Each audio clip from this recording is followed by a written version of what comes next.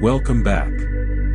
If you have found this video tonight, I want you to know, you do not have to do anything. You do not have to figure anything out. You do not have to be anywhere else but here, right now, in the warmth and the quiet of wherever you have chosen to rest your body. Tonight, I am going to take you somewhere ancient. Somewhere the air is warm and still, and the stones are so old they have forgotten the meaning of hurry. Somewhere the world's noise cannot reach you, and the only thing asked of you is the simplest thing of all, to breathe, and to let go. We are going to the pyramid. Not as tourists. Not as explorers. But as people who are tired, beautifully, honestly tired, and ready, at last, to rest. Inhale slowly, feeling your chest rise, and exhale, letting everything soften. Before we begin, I want to ask something small of you. If you haven't already, pull your blanket a little closer. Let your body sink into the surface beneath you. Feel how it supports you, completely, without asking anything in return. This story was written for you. For the part of you that carries too much. For the part of you that thinks when it should rest, holds on when it should release, plans when it should simply be. By the time we reach the heart of the pyramid, you will not need to hold on at all. If this channel brings you rest, if tonight's journey carries you gently into sleep, please take one moment to subscribe before you close your eyes. And if you feel moved to, leave a comment in the morning. Tell me where the pyramid took you. Your words help other weary people find their way here. Now, let us begin. The desert does not hurry. It never has. And tonight, as the sun pulls its weight of gold slowly beneath the far horizon, the sand releases the last of its heat in one long, trembling sigh, like a body that has been held too tightly for too long, finally remembering that it is safe to open. You are standing at the edge of that desert now. Or rather, something that feels like you, lighter than you, more spacious, made more of breath than of bone, is standing there, at the place where the day has just let go. Beneath your feet, the sand is still faintly warm, pulsing gently like the skin of a sleeping creature. It gives slightly with each step, as though the earth itself is welcoming the weight of you. As though it has been waiting. The sky above is the color of something between gold and violet, a shade that does not have a name in any language you have ever learned. It deepens as you watch, breathing itself slowly toward indigo, toward the first tender bruise of night. And the stars are beginning. Not all at once, the way you might expect. But one by one. Tentative. Shy. Like small flames being cupped into life by careful, invisible hands. Inhale, and feel the warmth of that sky settling across your face, your shoulders, your hands. Exhale, and feel the day falling away from you, grain by grain, the way sand slips through open fingers. There is no wind here. Not yet. The air simply rests around you, thick and honeyed and faintly scented with something ancient, dry stone, perhaps, and the ghost of some long-vanished bloom that only opens in the hour between sunset and darkness. You breathe it in without thinking, and something in your chest loosens in response. A knot you had forgotten was there. A held breath that was not today's breath at all, but yesterday's, and the day before that. You begin to walk. Slowly. There is nowhere you need to be but here, no time you need to arrive but now, and so your pace is the pace of the evening itself, unhurried, deliberate, allowing each footfall to be a complete thing before the next one begins. The sand murmurs softly beneath you. The sky continues its slow transformation above. And then, at the far edge of your vision, you see it. It is not dramatic, the way you might have imagined. It does not demand your gaze or insist upon its own greatness. It simply is. A shape against the darkening sky, enormous, yes, and impossibly precise, with edges that cut the air into clean geometric silence. A triangle of stone so old that the concept of age seems almost too small to describe it. It rises from the desert floor with a kind of absolute calm, as if it grew there the way mountains grow, slowly and without apology, over more time than the mind is able to hold. Inhale deeply, feeling your lungs expand. Exhale slowly, and let your shoulders fall, let your jaw unclench, let the space between your eyebrows smooth itself soft. The pyramid. You have seen images of it, or something like it, before. But nothing prepared you for the feeling of its presence, which is less like seeing a building and more like being seen by one. As though the stone itself, in its ancient and weathered patience, has turned some slow attention in your direction and found you, and is not surprised by what it finds. You are tired. It has seemed tired before. You are carrying things. It has held things heavier than you can imagine, and for longer than you can fathom. The stars are thickening overhead now, pressing softly through the violet membrane of the evening sky. Somewhere behind you, the last thread of gold from the vanished sun still lingers at the horizon, thin and fragile as a held breath. Ahead, the pyramid waits. You walk toward it across the cooling sand, and with each step, the sounds of the world you left behind grow faintly quieter, the noise in your head, the weight in your chest, the name of everything that worries you. Each step, a little less. Each step, a little lighter. The sand beneath your feet has cooled now, and it holds the softness of something that has spent the entire day absorbing warmth only to offer it back again in the darkness, a slow and wordless generosity. You stop, briefly, and press one foot into it, and feel the slight give, the gentle embrace. The earth holding you. Not asking. Not requiring. Simply holding. Inhale, feel the cool evening air moving into your body like something clean and silver. Exhale, and imagine that coolness spreading through every limb, every corner of your body, reaching the places that have been warm with tension all day long. You are close enough now that you can see the individual stones, though see is perhaps not quite the word, for the light is growing soft and the edges of things are blurring gently, the way they do in that sweet hour before sleep finally arrives. Each stone is vast. Larger than you could have imagined. Stacked with an impossible precision that makes something in you grow very still, the way you grow still in the presence of anything that is simply, undeniably, exactly what it is. You stop at the base of the pyramid and look up.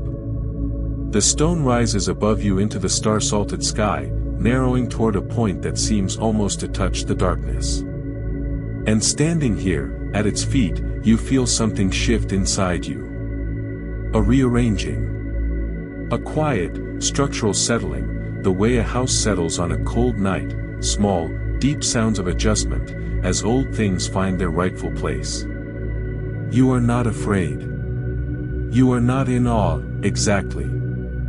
You are something else, something that does not quite have a name, something that feels like the moment just before sleep, when the day releases its grip on you at last, and you are neither here nor there, but somewhere in between. Somewhere safe. The pyramid breathes its ancient, stone-scented breath around you. The stars have fully arrived now, in their thousands, in their silent and burning multitudes. You are here. You are exactly where you are meant to be. Inhale, long and slow. Exhale, releasing, releasing, releasing. You are here. You are safe. You press your hand against the stone. It is warmer than you expected, the deep, stored warmth of a thing that has spent all day drinking sunlight, a warmth that goes down and down into the rock, far deeper than the surface, the way certain kinds of comfort go down into the body, past the skin and the muscle, into the marrow of you. The texture is rough beneath your palm. Ancient. Each small ridge and hollow in the stone's surface is a story too long and too slow for human telling, a record of rain that fell 10,000 years ago, of desert wind that has been gradually and patiently writing its name across the face of this stone for longer than any civilization has existed to give things names. You think, standing there with your hand against the pyramid's base, of all the hands that came before yours. And there were so many. Priests and pilgrims. Queens carried on litters of cedar wood and gold. Astronomers who slept by day so that they might spend their nights in conversation with the stars. Children who ran their small fingers across these same stones and felt the same inexplicable stillness you are feeling now, this quieting, this sense of being held inside something so much larger and older than yourself that the self, for a moment, simply and beautifully forgets to insist upon its own importance. Inhale, let the warmth of the stone enter you through your palm, your arm, your shoulder. Exhale, feel that warmth move into your chest and rest there, golden and still. The pyramid was built for many things. That is what the scholars say, and the priests, and the archaeologists with their careful brushes and their careful words. It was built to hold the body of a king. It was built to mirror the stars. It was built as a machine for transformation, a place where the dead might become something other than dead, where the weight of a human life might be measured against a single feather and found, against all expectation, to be light. But there is something else the stones know, something that the written records do not quite capture in their languages of symbol and hieroglyph. Something that you can only learn by standing here, in the dark, with your hand against the stone. The pyramid was built as a place of rest. A place so precisely engineered, so carefully aligned with the movements of sun and moon and star, that simply to enter it was to enter a different quality of time, a time that moved more slowly, more gently, more like the turning of seasons than the turning of days. A time in which the body could remember, at last, what it meant to be truly, deeply, completely at rest. You lean your forehead against the stone. Just for a moment. And in that moment, something passes between you and the pyramid, something wordless, something warm, something that feels almost like recognition. As though the stone has been keeping this warmth for you. As though it knew, in whatever slow and mineral way ancient things know things, that you would come. Inhale, breathing in the cool night air and the faint mineral scent of ancient stone. Exhale, letting your forehead soften against the warmth, letting your neck relax, your shoulders drop. The silence around the pyramid is not an empty silence. It is a full one, dense and layered, the way old forests are full of sound once you learn to listen past the surface quiet. There is the faint breath of a wind moving across the desert somewhere to the west. There is the sound of your own heartbeat, steady and faithful, which you have been carrying with you every moment of your life and which you rarely, if ever, stop to notice. There is the sound of the stars, which is not quite a sound but something close, a vibration, a frequency, something felt more in the bones than heard with the ears. And beneath all of it, barely perceptible, there is the sound of the pyramid itself. It is not something you could play back on a recording, not something you could point to and say, there, that is the sound of the stone. It is more like a feeling that presents itself in the form of sound, a low and steady resonance, less heard than sensed, as though the stone is humming some note too deep for the human ear, a note that was written into the geometry of its construction 10,000 years ago and has been sounding ever since, patient and unchanging, waiting for someone to be quiet enough to notice. You notice it now. You feel it in the palm of your hand against the stone. You feel it in the soles of your feet against the sand. You feel it in your chest, behind your sternum, in the soft place where your ribs meet at the front of your body. A hum. A welcome. A vibration that says, without words, in the oldest language of stone and gravity and deep time, you are allowed to rest here. You have always been allowed. Inhale, feel your body responding to that ancient vibration, each cell of you settling into stillness like sediment settling through clear water. Exhale, let everything that is not rest drift softly away.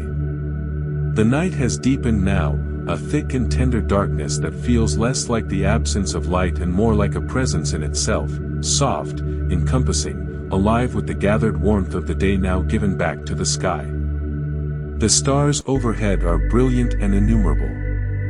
The Milky Way arches across the darkness like something spilled and not cleaned up, like the trail left by some enormous and careless wonder. You have not seen stars like these in a long time, perhaps. Perhaps you have never seen stars like these. There is something in you that recognizes them anyway, something older than your life, older than your name, that knows these lights and is known by them in return. You breathe. The stone hums.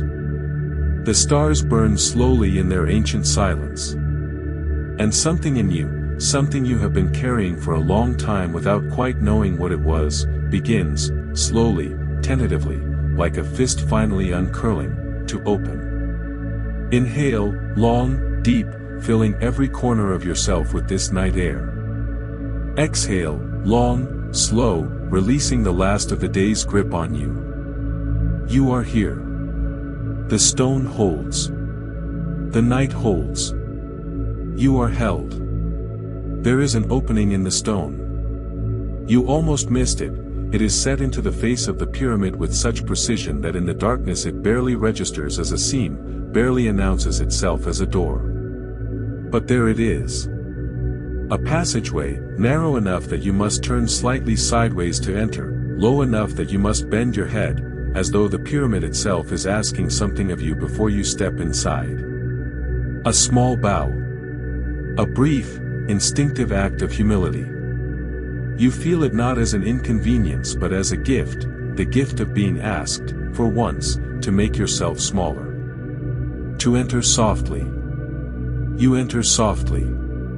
And the world behind you, with its noise and its speed and its relentless accumulation of things that needed doing and things you forgot to do and things you said and things you wish you hadn't said, falls away.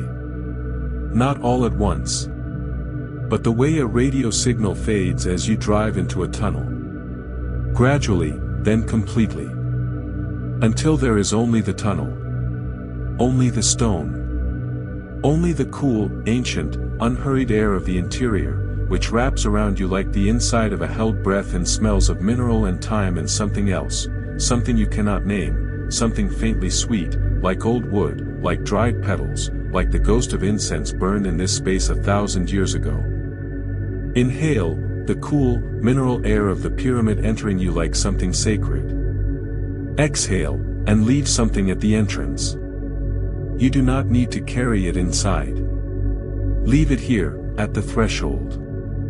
It will wait for you, or perhaps you will not need it at all when you return. The passageway opens into a chamber. It is small, this first room, perhaps the size of a generous bedroom, with a ceiling that arches above you in a shallow curve, the stones fitted so precisely together that you cannot, even holding a flame to them, find the mortar between them. They simply touch.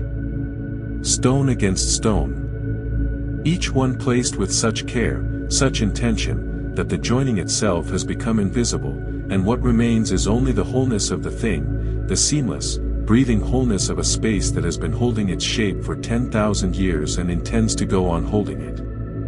In the center of the chamber, on a low plinth of polished limestone, burns a single oil lamp. Its flame is small and steady, not fluttering, not straining, simply burning, the way things burn when there is nothing to disturb them, with a calm and focused intentionality that seems almost deliberate. Almost conscious. The light it casts is warm and amber, the color of old honey, of autumn afternoons, of the light behind closed eyelids on a sunny day. It touches the walls of the chamber and turns them gold, and in this gold light, the stone loses its daytime sternness and becomes something softer, something almost animate, as though the walls themselves are breathing. Inhale, drawing that amber warmth into your lungs. Exhale, and feel it spreading, spreading, from your chest out to your arms, down through your belly, into your legs and the soles of your feet. Warmth. Safety. A lamp that has been burning here, waiting for you. You find a place to sit. There are low benches along the walls, smoothed by countless bodies that have rested here before you. You sink onto one. Your back meets the cool stone of the wall behind you, and for a moment the contrast is startling. The warmth of the lamplight on your face, the cool solidity of the stone at your back, and then it becomes exactly right, the way opposites sometimes find each other and, in finding each other, become a single perfect thing. You close your eyes. In the darkness behind your eyelids, the amber of the lamplight still glows. Your body begins, slowly and without being asked, to release the day. It starts in your face, you feel it happen, a softening around the eyes, a relaxation of the jaw, a tiny unclenching of the muscles that hold your expression in place against the world. And then it moves downward, this softening, this permission, into your throat, which has been holding words all day, and your shoulders, which have been holding everything else, and your arms, which are so grateful to hang by your sides with nothing to carry. The lamp burns. The stone hums. Somewhere, at an impossible distance, the desert night moves over the surface of the world without a sound. Inhale, filling yourself completely, all the way to the edges of your body. Exhale, and let those edges soften. Let the boundary between you and the warm, lamplit air become something gentle, something permeable. You are here. You are inside. You are safe. You notice something then, in the quality of the silence inside the chamber. It is different from the silence outside. Outside, the silence was vast, horizontal, expansive, stretching in all directions to the flat dark rim of the desert. But here, inside, the silence is vertical. It goes up and down. It goes deep into the stone above you and deep into the stone below you, and it has a weight to it, a comfortable, blanketing weight, the weight of all those years of accumulated quiet pressing gently around you like a held embrace. You are not alone in this silence. That is what you understand now, sitting with your back against the ancient wall. Every person who ever rested in this chamber brought their own silence with them, and left it here when they went. The chamber has been collecting silences for 10,000 years. It is full of them. And yours has just been added to the collection, the particular silence of this particular night, of this particular body, of these particular worries and wonders and worn-out places that you carry with you. They are welcome here. All of them. The chamber is large enough to hold all of it, and to hold you too. Inhale, feel how welcome you are, how completely this space receives you. Exhale, and stay. There is nowhere else to be. The night is long and the pyramid is patient, and you are exactly where you are supposed to be. You open your eyes, and you look up. The ceiling of the chamber has been carved. You did not notice this when you first entered. The lamplight was low and your eyes were adjusting, and you were occupied with the enormous simplicity of having arrived. But now, looking up from where you sit with your back against the warm wall, you see it. The ceiling is not blank stone. The ceiling is a sky. Someone, many someones, over many years, with tools of copper and obsidian and patient, dedicated hands, has mapped the heavens onto the surface of this chamber's ceiling. Not a crude map. Not a simplified one. A precise and breathtaking cartography of the night sky as it appeared above this exact point of the earth, at a specific moment, thousands of years ago, a sky frozen in stone, burning with stars that were carved here by the hands of astronomers who watched them rise and set each night from their desert vantage and understood, in ways we are only beginning to rediscover, that the sky and the earth are not two separate things, but one. Inhale, gazing up at that carved sky, letting your neck relax, letting your head rest back against the stone. Exhale, and feel yourself lying gently between the earth below you and the stars above you, held between two infinite things, safe in the middle. There is Orion. You recognize the three bright stars of his belt. You have seen them on winter nights from wherever you live in the world, rising in the east with the patient certainty of things that have always risen. But here, carved into the ceiling of this ancient chamber, they seem different. More intimate. More intentional. As though they were placed there not merely to mark the hunter's position in the sky, but to say something, to make an argument, in the language of stone and space, about the relationship between the human and the infinite.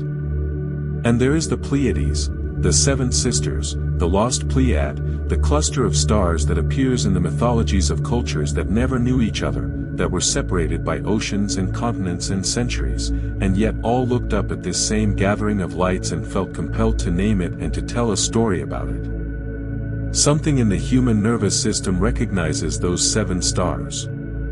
Something older than memory. Something laid down in us before our earliest ancestors had words for what they saw.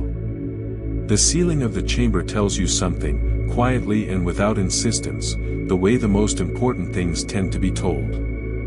It tells you that you are made of the same material as those stars. Not as a metaphor. Not as poetry.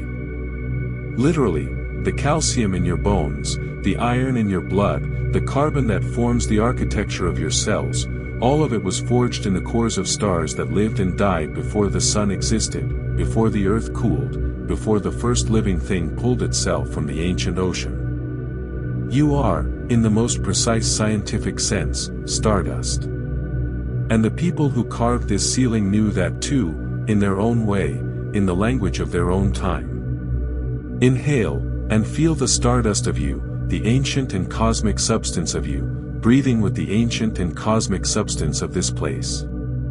Exhale, and let that recognition move through you like a current. You are not small. You are ancient. You are made of the same light as all of this. The pyramid was aligned with the stars intentionally. This is not disputed, even by the most skeptical of scholars. The shafts that run through its interior angle toward specific points in the sky, toward Orion's belt, toward the circumpolar stars that never set, toward the horizon positions of stars that were, to the ancient Egyptians, associated with the soul's journey after death. The whole structure is an argument, a prayer, an instrument, built to demonstrate the relationship between the position of a human body in a particular room of a particular building on a particular piece of earth, and the position of certain stars in the sky. What that argument means, what it was trying to prove or achieve or invoke, is something that scholars still argue about in their well-lit offices and conference rooms. But here, lying on the bench in the lamplight with the carved stars above you, you don't need to argue about it. You feel it. The alignment. The precision. The sense that this room was built to say, you are here, and the stars are there, and there is a relationship between those two facts that matters, that is worth carving into the very ceiling of the most enduring structure human hands have ever built. You matter, says the ceiling. We measured the sky to tell you. We cut stone for 20 years to tell you. We aligned this entire building with the movement of the cosmos to tell you. You, resting here, in the dark, with the lamp burning beside you and the desert outside and the stars turning slowly overhead, you are part of all of this. You always have been. Inhale, feeling the enormity of what you are. Exhale, feeling the peace of being small within that enormity. Both things are true. You are everything. You are a breath. You can rest. The lamp flickers once, then stills. Somewhere deeper in the pyramid, you sense a movement, not a sound exactly, but a change in the quality of the air, a stirring of the ancient atmosphere, as though something further inside has turned its attention toward you. As though the pyramid, which has been waiting, is now gently, wordlessly, gesturing further. Come deeper, it seems to say. There is more. Come and see what the stone has kept for you. You rise from the bench. You take one last look at the carved sky above you, Orion, the Pleiades, the river of the Milky Way rendered in ancient relief, burning in the lamplight. And then you turn, and you follow the warmth that is calling you deeper into the pyramid, deeper into the night, deeper into the most restful place you have ever been. Inhale, a breath for the journey ahead. Exhale, and step forward into the golden dark, unhurried and unafraid. You hear it before you see it. A sound so soft, so patient, so perfectly suited to the darkness of this stone corridor, that at first you mistake it for the sound of your own breath slowing. A drip. Then another. Then the faint, liquid murmur of water finding its level in some enclosed and ancient basin, a sound that is somehow both present and eternal, both new and impossibly old, as though this water has been making this same soft speech for longer than any building has existed to contain it. The passage widens. The ceiling lifts. And then the corridor opens into the second chamber, and you stop walking, and you simply stand there, and you breathe. Inhale, pulling the damp, cool, mineral-scented air of this chamber deep into your lungs. Exhale, slowly, completely, feeling your whole body soften at the gift of what is before you. The chamber is lit by a scattering of oil lamps set into niches in the walls, their light reflecting off a surface that takes a moment to fully understand: a pool. An underground pool, perfectly still except for the slow concentric circles that spread from a single dripping point somewhere in the dark above, where ancient water finds its way through ancient stone and falls, drop by patient drop, into this basin that has been waiting for it since before the pyramid was built. The water is dark. Not dirty dark, not the dark of neglect or pollution, but deep dark, the dark of depth, the dark of something that has no bottom, or at least no bottom you can see from here. And yet the lamplight plays across its surface in threads of amber and gold, and the reflections shiver and recoalesce and shiver again with each falling drop, and it is the most beautiful thing you have seen in a very long time. Not beautiful in a way that demands your admiration. Beautiful in a way that simply is, the way a moon rising over the ocean simply is, the way a sleeping child's face simply is, requiring nothing from you, only your quiet and willing presence. You kneel at the edge of the pool. The stone beneath your knees is cool and smooth, worn smooth by the countless knees of the countless bodies that have knelt here before you. You reach out one hand and let your fingers hover just above the surface of the water, close enough to feel the breath of coolness that rises from it, the faint dampness, the particular quality of air that lives just above still water and nowhere else.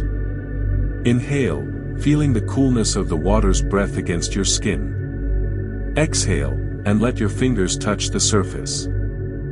Feel the water receiving you. Feel how it closes around your touch without resistance, without complaint, without any condition at all.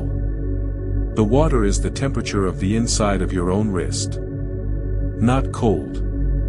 Not warm. Simply the same. And when your fingers break its surface, there is a moment of perfect, piercing stillness, as though the water and you have recognized each other, as though something in you that is liquid has recognized something outside you that is liquid, and they have, for this one moment, ceased to understand the distinction. Water heals. Not in the ways of medicine, not with the clinical precision of the physician's art, but in older ways, in the ways of rivers and rain and the long, slow patience of erosion. Water heals by carrying. It is the only element that will hold anything you give it, your grief, your exhaustion, your accumulated weight of days, without judgment, without comment, simply carrying it downstream, carrying it away, accepting it into itself and dissolving it in the ancient solvent of its own being. This water in this pool has been in this chamber longer than any living thing has lived. It has never been rushed. It has never been forced into a pipe or a schedule or a plan. It simply drips, and falls, and pools, and is still. And in its stillness, it has become something almost sacred, not because anyone named it so, but because it has been given the time and the space and the darkness to become entirely what it is. Inhale, drawing the cool, still quality of this water into your body. Exhale, and let your body become water. Let the tension in your muscles become something that can flow, something that can find its own level, something that does not need to hold its shape anymore. You cup your hands and bring some of the water to your face. It is so cool, and so gentle, and so entirely without agenda. It wets your cheeks and your closed eyelids and runs down the sides of your throat, and where it touches, there is a sensation like release, like the body saying, finally, yes. That. More of that. The undoneness of it. The cool, clean permission. You sit back on your heels and look at the pool for a long, unhurried time. The drip continues its patient speech. The circles spread and overlap and fade. The lamplight threads itself across the surface and dissolves into the dark beneath. And you sit with all of it, the sound, the light, the coolness, the ancientness, and you let it work on you the way water works on stone, slowly and without effort, simply by being itself, simply by being present, wearing away everything that is not essential until only the true shape of the thing remains. You are being shaped by this place. You feel it. Something less essential is being carried away, drop by patient drop, the way water always carries away the extraneous, the accumulated, the no longer needed. And what remains is simpler. Quieter. More like the thing you were before you learned to be anything other than quiet. Inhale, one more long breath of this cool and water-scented air. Exhale, letting it carry something with it as it leaves you. Something you do not need. Something the water will take. The passage rises gently as you move deeper, the stone floor angling upward at so slight an incline that you barely register it, only a faint change in the muscles of your legs, a subtle leaning forward that the body makes without being told. You are climbing, in the most gentle possible way, through the interior of the pyramid, through the dark and patient stone, towards something you have not yet seen. Then you see the light. Not the warm amber of the oil lamps, something different. Something cool and silver and faintly luminous, falling in a column through an opening in the ceiling of the passage ahead. Pale. Precise. Almost too perfectly angled to have happened by accident, which of course it did not. This shaft was cut through the body of the pyramid deliberately, with instruments of extraordinary sophistication, aligned to admit this exact quality of light at this exact time of night, the light of a star that the ancient builders considered sacred, a star whose rising marked a turning point in the year, a star they named, in their own language, something that translates roughly as, the one who does not turn away. Inhale, and feel the light already, even from this distance, touching the edges of you. Exhale, and walk slowly toward it, feeling the warmth of it growing with each step, pale gold on the walls, pale gold on the floor beneath your feet. The passage opens into a chamber that is smaller than the others but seems larger, because of the light. A column of starlight enters through the precisely angled shaft and falls across the center of the room, touching the stone floor in a circle of pale luminescence that seems almost solid. You feel, irrationally but undeniably, that if you reached into it, you could touch it, could let it rest in your palm like something given. You step into the light. It is cool. That is the first thing. Cool the way moonlight is cool, the way the best kind of clarity is cool, not cold, not chilling, but clear. Lucid. The light falls across your upturned face and you feel it landing on your skin with a gentleness that borders on tenderness, the way the gentlest hands touch the gentlest places, without pressure, without demand, simply resting there, simply offering its quality of illumination to whatever it finds. Inhale, and let the light enter you through your skin, through your face, through the soft places at your temples. Exhale, and feel it moving slowly downward through your body, making its gentle way through each part of you, bringing its clarity and its coolness with it. Your scalp softens in the light. You feel it happen, the tiny muscles that have been holding your skull's expression all day long releasing, slowly, the way a fist opens when sleep finally arrives. The skin of your forehead smooths. The lines between your brows ease. Your eyelids grow heavier, and that heaviness is not fatigue but welcome, the body's way of saying yes, this is correct, this is the direction we want to move. The light moves down. Your jaw unclenches, you may not have known it was clenched. That is how long you have been holding it. Your tongue drops from the roof of your mouth. The hinges of your jaw release with a small, almost imperceptible softening that you feel all the way to your ears, your temples, the base of your skull. Your throat relaxes. All the words that were cued there, the things left unsaid, the things said and regretted, the things scheduled to be said tomorrow, they can rest now. They are not needed. The light asks nothing of your throat but softness. Inhale, letting the light fill your chest, your lungs, the space between your ribs. Exhale, feeling your chest rise and fall with total ease, no effort, no holding, just the body breathing the way it was made to breathe, perfectly and automatically and without your help. Your shoulders drop in the light. How far, further than you expected, perhaps. How long they have been held up, held back, held in that position of readiness that the body assumes when it is always, in some quiet corner of itself, waiting for something to go wrong. They drop. And the dropping feels like grief, briefly, the release of something that has been gripped too long always carries a little grief, and then it feels like relief, and then it simply feels right. Your arms grow heavy in the light. Heavy in the good way. The way ripe fruit is heavy on the branch. They hang at your sides, or lie wherever you have placed them, and the weight of them is a comfort, proof of substance, proof of presence, proof that you are here, that you take up space, that you exist in this moment in this body in this ancient column of starlight. Your chest opens. Your belly softens.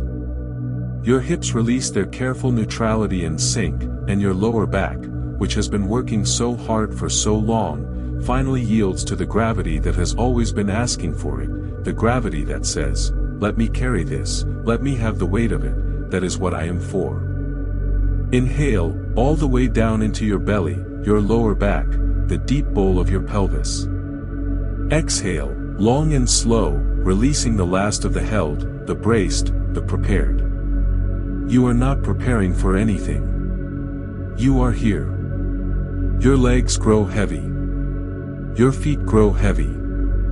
Every part of you that has been carrying you through the day, through the weeks, through the months, is invited, in the light, to simply stop. To be carried instead. The stone floor of the chamber is solid beneath you, and the stone has been here for 10,000 years, and the star whose light falls through the shaft overhead has been burning for 5 billion, and there is no possible way that you, in this moment, in this particular quality of ancient and patient light, are not held. You are held. Completely. From every direction. The light from above, the stone from below, the pyramid on all sides, the desert beyond that, and beyond the desert the whole enormous breathing planet, and beyond the planet the sky, and beyond the sky the stars themselves, burning their long and faithful burning, including the one whose light is falling on your face right now. Inhale, starlight. Exhale, you. There is no difference. Not here. Not now. The passage that leads from the chamber of light descends. Gradually, without drama, the stone floor slopes downward, and with each step, you move further from the starlight and further into the body of the earth. The walls narrow slightly, the ceiling lowers, and there is a quality to the darkness here that is different from the darkness of the passageways above, thicker, somehow. More settled. A darkness that has been here longer, that has never been interrupted by firelight or daylight or the pale shimmer of the surface world. It is not a frightening darkness. That is the important thing, the thing your body understands even before your mind has time to formulate the thought. This darkness is not the darkness of absence. It is the darkness of depth, the deep, quiet, utterly content darkness of bedrock, the darkness that exists at the heart of mountains, at the bottom of the ocean, in the warm and sleeping core of the earth itself. A darkness that is full. A darkness that is still. A darkness that has been here before anything that lives above it was born, and will be here after everything above it is gone, and is entirely, profoundly, immovably at peace with this fact. Inhale, feeling the deeper air of this lower place filling you. Exhale, and feel yourself descending with that breath, settling, going deeper, the way roots go deeper, not downward in any effortful way but simply following the earth's own gravity. The chamber opens around you. It is cut from solid bedrock, not built from quarried stone stacked with care, but carved directly from the living rock of the plateau, from the limestone that was laid down here at the bottom of an ancient sea 300 million years ago, when this desert was an ocean floor, when this solid ground was soft sediment drifting in the slow dark of the deepest water. You are standing in the body of an ancient seabed. Beneath your feet is 300 million years of compressed time. The walls of this chamber are rough in a way the upper chambers are not, less smooth, more honest, the surface still bearing the marks of the copper chisels that were driven into this rock by the hands of workers whose names are long forgotten but whose work is undeniable, whose presence is permanently inscribed in every intentional mark that the stone still carries. You press your hand against the wall and feel those marks, shallow ridges, the testimony of effort, the evidence of someone who was here, who worked, who mattered, who is gone, whose mark remains. Inhale, pressing your hand against this ancient wall, feeling 300 million years of time beneath your palm. Exhale, and feel how small you are, and how beautiful it is to be small, to be a single breath in an enormous story, a story that has no need of you to rush.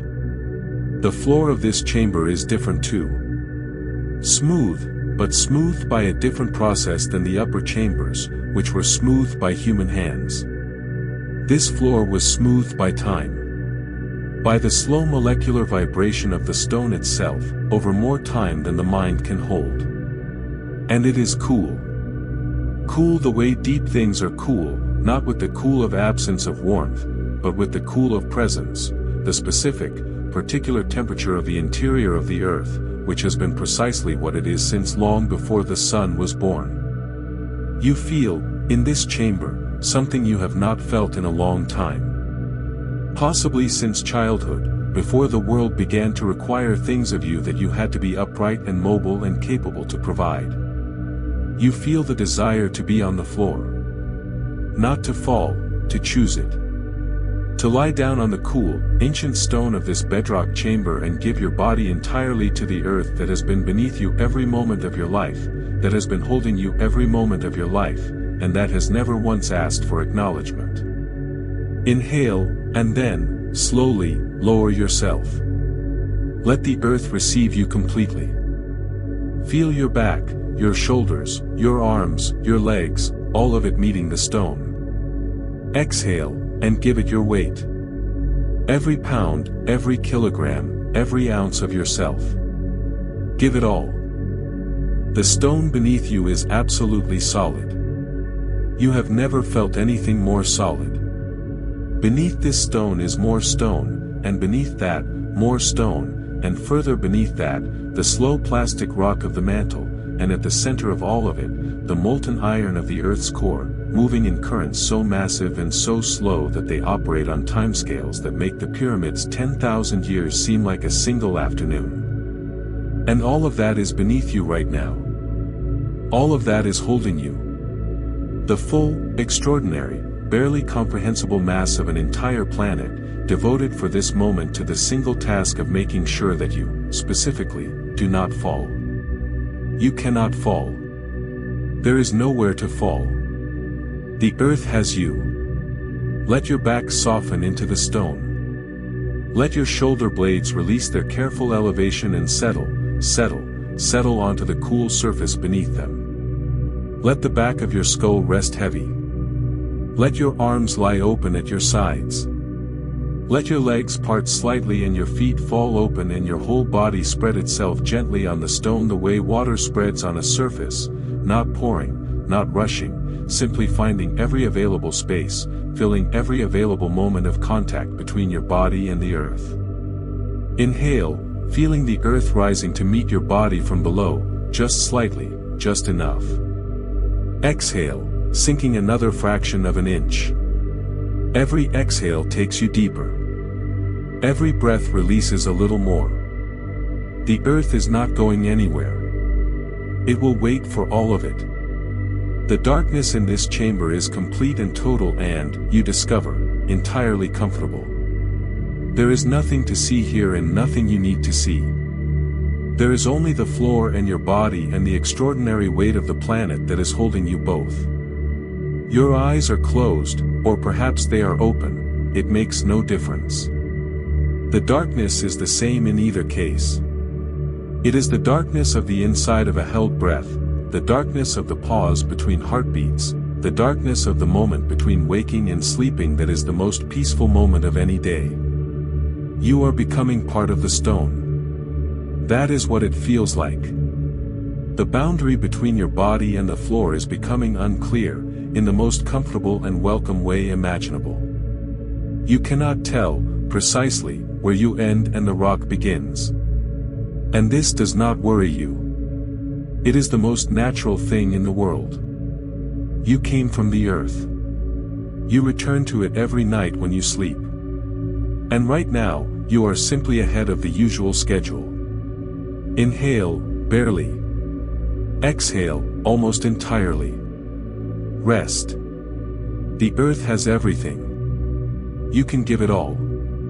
There is a passage you almost did not find. Still lying on the cool stone of the earth chamber, you become aware of it, not through sight, which is useless in this dark, and not quite through sound, which offers nothing but the steady, deep silence of bedrock.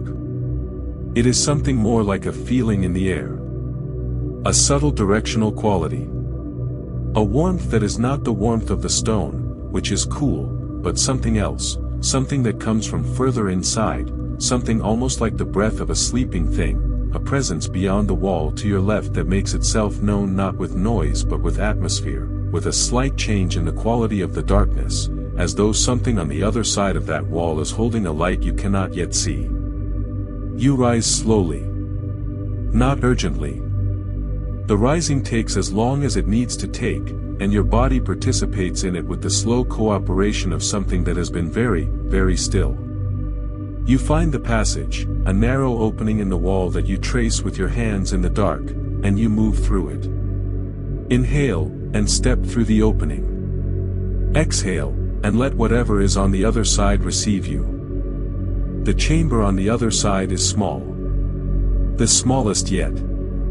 It is round, a perfect circle of stone, the ceiling domed above you in a curve that your hands tell you before your eyes do, when you reach up and feel the smooth arc of it curving away from your fingertips in every direction. And in the center of the room, on a low stone shelf, burns a single oil lamp.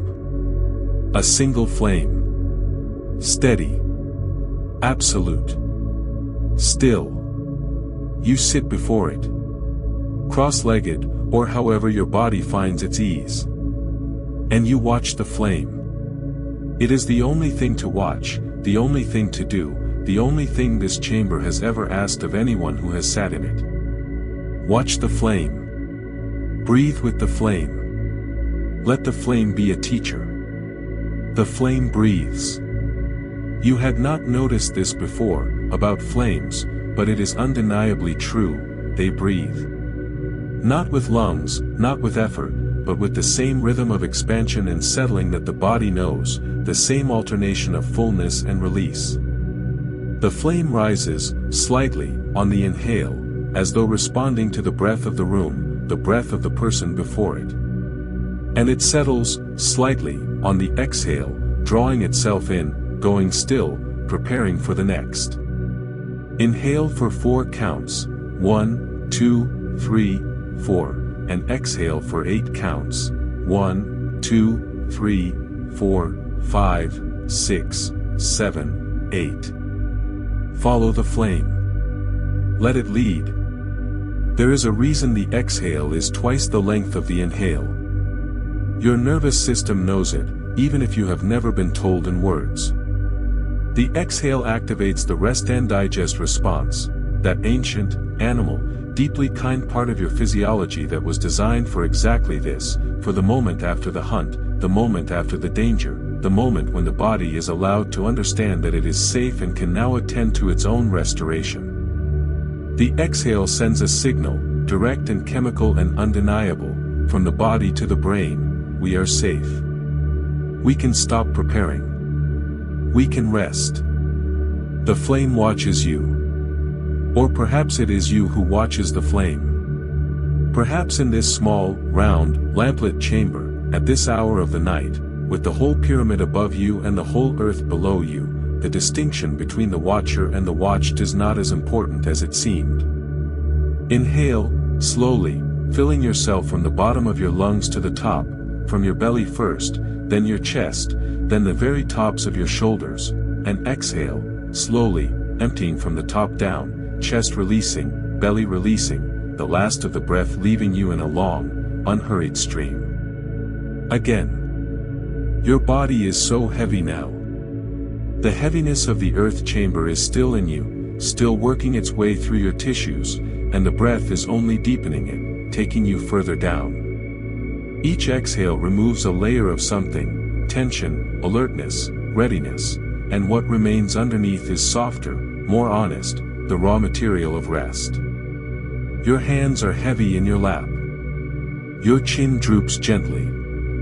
The flame blurs at the edges. This is the threshold.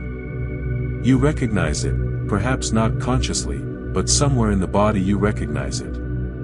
The place between waking and sleeping. The place where the narrative loosens its grip and the images begin to come unmoored from logic. The place where you are still aware of the flame and the stone and the breath, but only barely, only softly, the way you are aware of music playing in another room. Inhale, so gently now, barely an effort, just the body asking for air and the air arriving. Exhale, even more gently, a slow, nearly invisible release. You are not breathing so much as being breathed. The flame dims slightly. You are not sure if this is real or if your eyes have simply stopped trying as hard as they were trying. Perhaps both. The circle of light around the lamp shrinks gently, and the darkness around it deepens, and the darkness is not frightening, it is familiar, it is the same darkness that has been with you every night of your life, the same darkness that carries you out of the day and into the place where your body rebuilds itself, cell by cell, the place where your mind sorts through the day's accumulation and files what matters and releases what doesn't, the place that is so necessary, so kind, so available to you, right now, in the deepening dark of this small and perfect room. The flame dims a little more. Beyond the chamber walls, the pyramid breathes its ancient breath. And you breathe with it. And the night breathes outside. And the desert breathes beneath the stars. All of it breathing together, in and out, in the oldest rhythm there is. Inhale, in. Exhale, out. You are on the edge. Let yourself go over. The dark is warm. The dark is ready. The dark has been waiting. You are in the center. You do not know how you arrived. The passage from the breath chamber was so quiet, so gradual, so like the passage between sleep's edges, that the arriving happened without your quite noticing. But here you are. In the heart of the pyramid. The exact center. The point around which all those millions of tons of stone were arranged, with such extraordinary care, so long ago. The chamber is circular. The ceiling is high, very high, rising above you in the darkness like the inside of a bell, the walls tapering slowly as they climb until they meet, far above, at a point you cannot see but sense the way you sense the top of a held breath, the way you sense the moment. Just inhale, barely. Exhale, slowly. You are in the center. Everything is arranged around you. Everything holds. There is a bed here.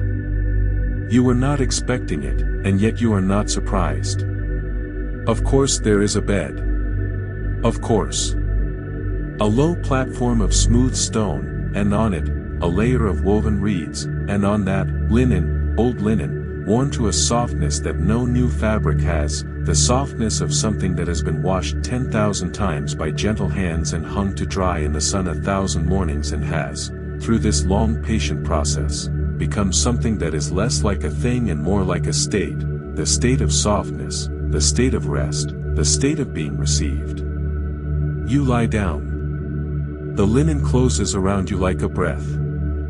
The reed platform beneath is firm but not hard, yielding but not soft, perfectly calibrated to receive a body, your body, specifically, and to hold it without pressure, without complaint, at the exact level of support that allows every muscle to release without any feeling of falling, any fear of the ground rushing up.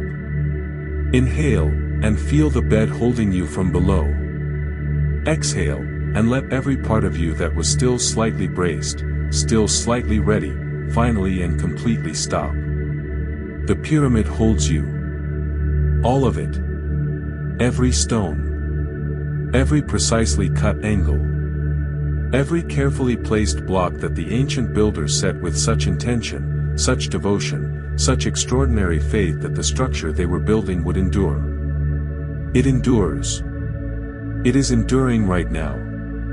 Around you. All those millions of tons of ancient stone, arranged in their impossible, beautiful geometry, and at the center of all of it, you. Resting. Permitted. Held. The silence of this chamber is the deepest you have encountered. It has a quality of completeness to it, as though every frequency of sound that exists in the world has been invited here and has arrived and has been absorbed by the stone walls, leaving only this. This vast, still, total quiet that is not the absence of sound but the presence of peace. You could not explain the difference, but you feel it. The silence is alive. The silence is breathing. Inhale, the silence entering you like something precious. Exhale, adding your own breath to the silence, and the silence receiving it without disturbance, the way the ocean receives a single drop of rain. You are warm. Where the warmth comes from is unclear, the stone, the linen, the accumulated body heat of all the bodies that have rested here before you, the geothermal breath of the earth through the bedrock below. But you are warm. Entirely. Equally. The warmth is not concentrated anywhere or absent anywhere. It is distributed through you with perfect evenness, the way sunlight is distributed across a field on a still afternoon, the way love feels on the days when it is simply, quietly, undramatically present. Your eyes are closed. Perhaps they have been closed for some time. You are not sure. Time in this chamber has lost the quality of urgency that it had outside. It no longer presses or insists or accumulates. It simply passes, the way seasons pass, quietly and without calling attention to itself, leaving traces only in the way things gradually become more themselves. Inhale, you don't need to try. Exhale, you don't need to try. Your breath knows. Your body knows. The pyramid knows. Let them. The stone remembers. This is not a metaphor. Not exactly.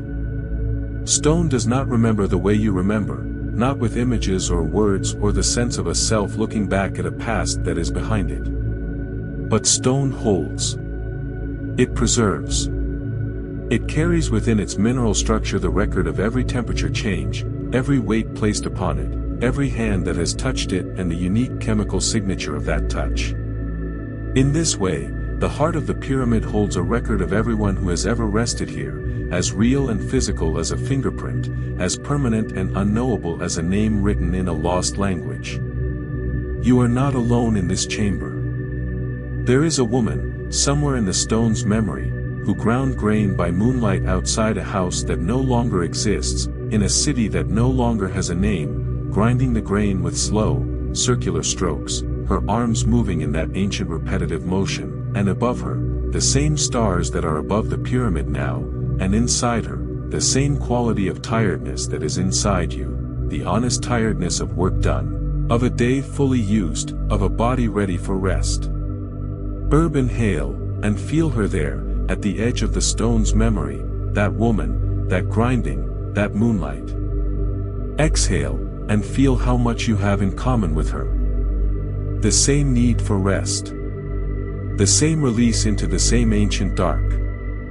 There is a child, in the stone's memory, who lay on his back in a field that is desert now, that was once green, that was once submerged beneath an inland sea, that will be something else entirely in another 1,000 years, and watched the stars move across the sky above him, the slow wheeling of the heavens that was the only clock his world had, and fell asleep watching, fell asleep mid-observation, fell asleep the way children fall asleep, completely and without negotiation. Between one breath and the next. There is a priest, in the stone's memory, who sat in this exact chamber, in this exact space, in a darkness like this darkness, and breathed, and did not need to be anywhere else, and did not need to be anything other than what he was, and felt, in the silence of the stone and the hum of the geometry, something that he would have called by his own language's word for the divine but which you would simply call peace. Inhale, receiving the peace that this chamber has been storing, century by century, from everyone who rested here. Exhale, and add your own. Add your own peace to the collection. It belongs here too. Images drift through the half-dark of your mind. Not your thoughts, not the particular, daily, specific thoughts that usually populate your inner landscape. These are softer than thoughts. More like the shapes that clouds make before they dissolve. A color. A texture. The feeling of warm water. The feeling of grass. The smell of bread. The sound of a voice that you love, saying something you cannot quite make out but know, in the body, to be kind. You are on the edge of dreaming. The stone holds you in its warmth and its memory, and the boundary between your consciousness and the dreaming body's looser, more associative mind is becoming very fine, very permeable, very easy to move through without noticing. Thoughts drift in and out like birds crossing a field, present, then gone, leaving no clear memory of their trajectory. The lamp, if there is still a lamp, is far away. The passage back, if you needed to find it, would take longer than you have the wakefulness to travel. Time has softened entirely. The past and the present are touching here, gently, at their edges, the way the woman grinding grain and the child watching stars and the priest breathing in the dark are all touching your present moment, gently, at their edges, the way all times that have ever been full of rest and darkness and the simple animal trust of a body releasing into sleep are touching this moment. Inhale, barely noticing. Exhale, barely noticing. The breath continues on its own. You do not need to manage it. It never needed managing. It has known what to do since before you were born. The stone knows your name. Not the name on your documents or the name your family calls you, but the name that is made of the particular frequency of your body's electrical field, the name that your cells know, the name the earth knows because you have been walking on it your whole life and leaving the trace of yourself in every step. The stone knows that name, and it is saying it now, very quietly, in the language of mineral and time, in a frequency too low to hear but exactly right to feel, in the bones, in the blood, in the slow and sleepy chambers of the heart. It says, you are known here. You are recognized. You can sleep. Inhale. Exhale. Sleep. You are almost gone. Not gone from the pyramid, it holds you still, and will hold you through the whole night, patient as it has always been, indifferent to the passage of hours in the kindest possible way, the way the very deep and enduring things are indifferent to time, not with coldness but with a calm that makes the urgency of time seem like a very small and temporary concern. You are almost gone from waking. You are standing, or lying, at that extraordinary threshold, the place that has no name in any language because it cannot be described by anyone who is in it, and anyone who has left it cannot quite remember what it was like to be there. The place between. The place of neither. The place where the self becomes very quiet about its own selfness, where the sense of being a particular person with a particular history becomes much less insistent, where what remains is something older and simpler, warmth, breath, weight, darkness. Inhale, the softest breath. Exhale, the longest release. You are going. It is allowed. It is good. The pyramid is breathing with you. This is what it was built for. This is what all of it, the aligned shafts, the precise geometry, the stacked millions of stones, the chambered interior, the underground pool, the starlit ceiling, the carved sky, this is what all of it was pointing toward. Not the death of kings. Not the alignment of stars. This specific moment. This specific letting go. The moment when a tired body, held by stone and warmth and darkness and the accumulated peace of 10,000 years of this same quiet, simply stops resisting the sleep that has always been there, waiting, the most patient thing in the world. Your thoughts are very far away now. Not gone entirely, there is still a dim awareness of them, the way you are dimly aware of traffic on a distant highway while lying in a warm room with the window closed. They are there. They are doing whatever thoughts do when they are not being attended to. They can carry on without you. They have always been capable of carrying on without you. You never needed to supervise them as closely as you did. Your body has stopped asking questions.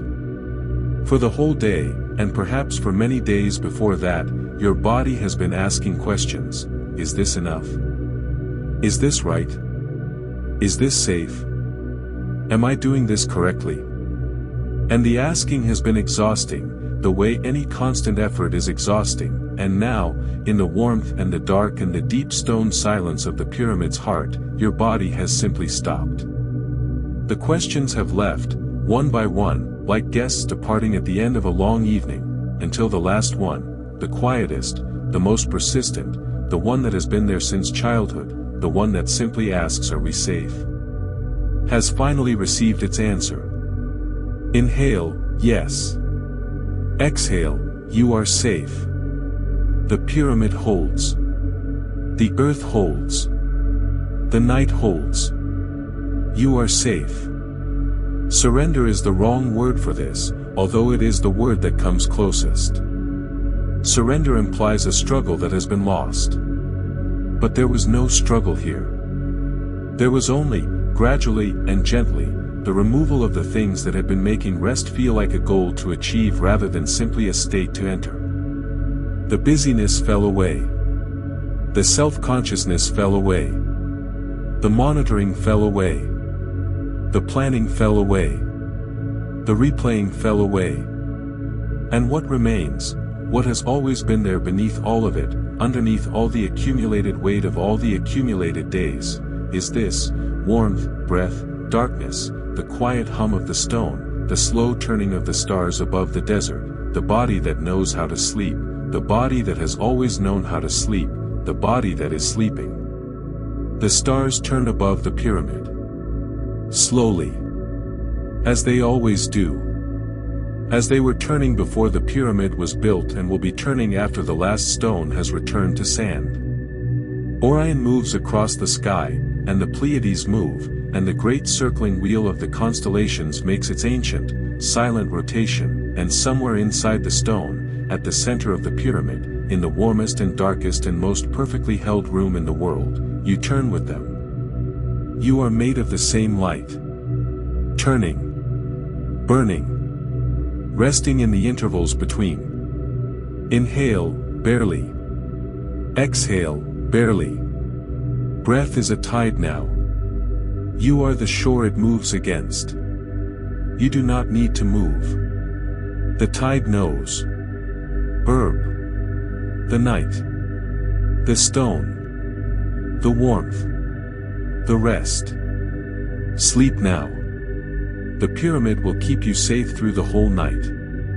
Through every hour of it, the deep middle hours when the body does its most necessary work, rebuilding what was spent and sorting what was gathered and releasing what was carried too long. Through the dream hours when the mind does its own essential sorting, weaving the day's experiences into the fabric of a life, finding the patterns, keeping the ones that matter, setting the rest free.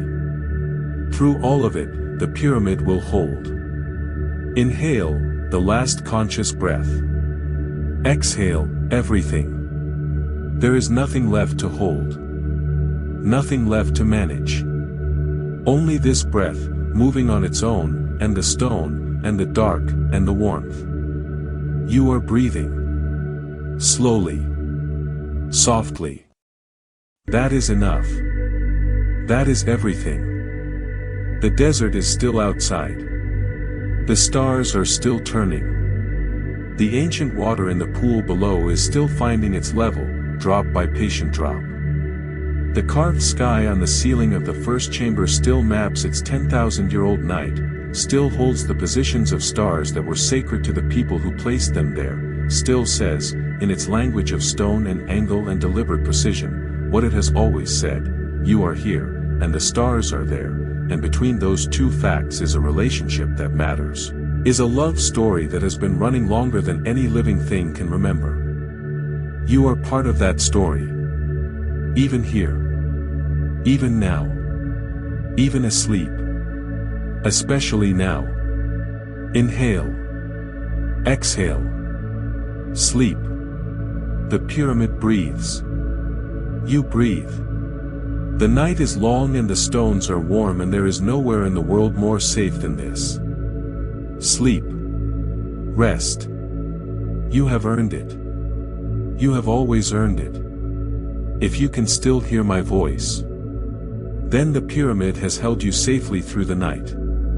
And I am so glad you were here. One last slow breath, in, and out, and rest. If this story brought you peace, if it helped carry you into sleep, please consider leaving a like before you close your eyes. It takes only a moment, and it helps other weary people find their way to this channel.